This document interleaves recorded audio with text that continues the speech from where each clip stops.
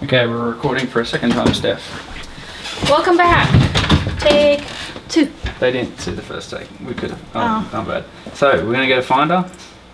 Finder. Then we're going to find the picture that we want. We're doing close-ups. So just find the best close-up. This is a close-up. This is one of the further row ones. So we're going to go with one of the close-ups. Select that. Double click. Open it up in Photoshop. It'll open up in the RAW reader. Don't make any adjustments, press open image. Then once we're in, we're going to right click the image, make it layer from the background, give it a fun name, Miss DJ Deb, press OK. Then what we're going to do is we're going to get the selection box, we're going to select a big old panel of like blank space and delete it.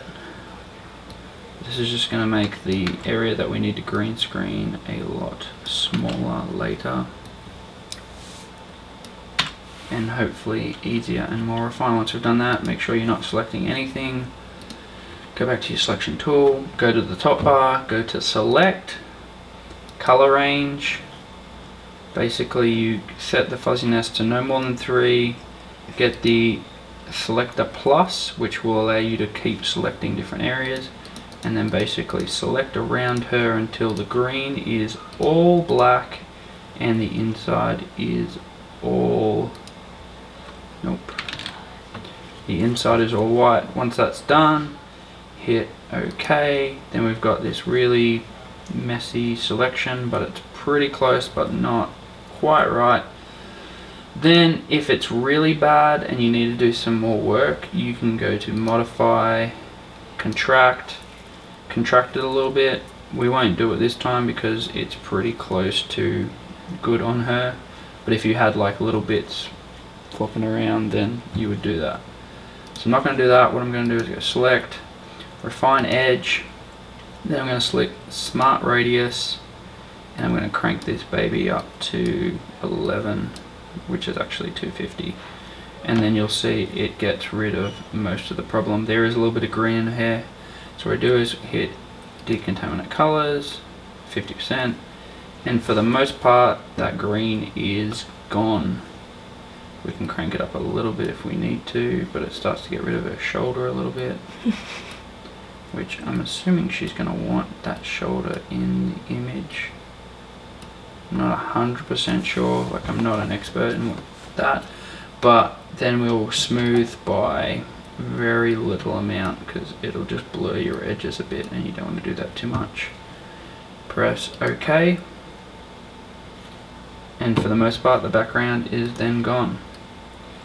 The next step, we don't know what background we're going to do yet, but to make whatever background we have match the lighting that we gave her. About something like one of these.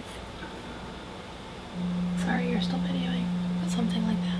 Yeah, it just looks like a person really out of focus. Yeah. But to make whatever a background, so for the sake of finding a background, let's go here.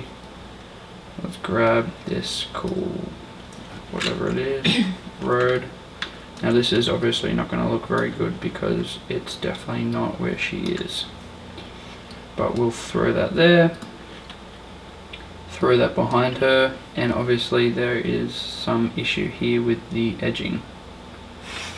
So what we're going to do is we're going to select the layer of her, go to eraser, which is this little button here, and then just erase some of the edges that you can see. Make sure that it is on really it's a really soft edged eraser so that you're not gonna like get, if you accidentally get near her, you're not gonna cut her arm off or her eye. You know, you don't want that, would be bad. That's what she looks like when you don't hand in your receipts on time. Stop, that's on video. That's not what she looks like, but it's just a little funny. Then what you're going to do is you're going to select a big old rectangle like this. Just make sure it's nice and big and that it's black. So as long as it's big and black, you will be good. Then what you're going to do is If we look at her, you can see there's a lot of light coming from here and a little bit less light coming from on this side. So to make the background match that, what we're going to do is we're going to get our selection tool, turn this to kind of on this weird angle, make it nice and big, kind of like that. Probably need to give it a bit more of an angle. Zoom out.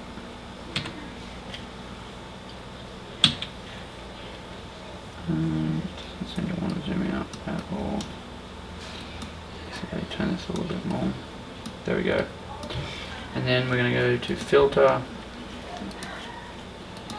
Why is that not working? Oh, we got to select it. We're under there. Filter, blur, Gaussian blur. Convert to smart object. Set that baby to 1000. We do all this for each photo. Once we've done it, then we can probably just use the backgrounds to stay for each other one, if that makes sense. Then we just need to do the adjustments to them, but just so that there's enough information here that no one's going to be like, oh no, we didn't know what to do. So now we're going to make another one, and we're going to make sure this puppy is white. And we're going to put her on an angle.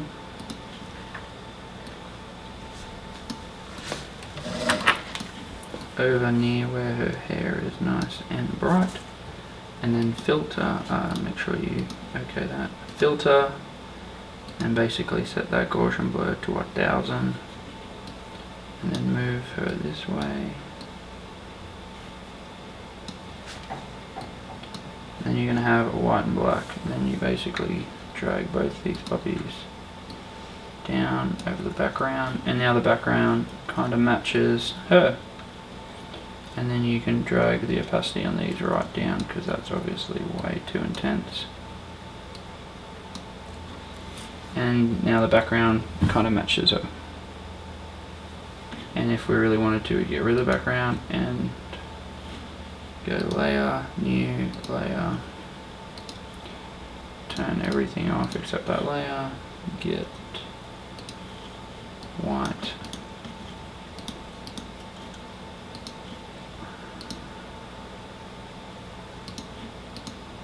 Put the eyeball. So I gotta unhide that.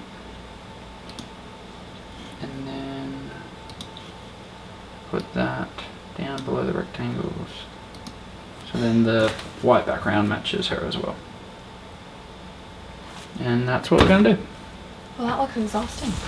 Really? Yeah. That's on camera.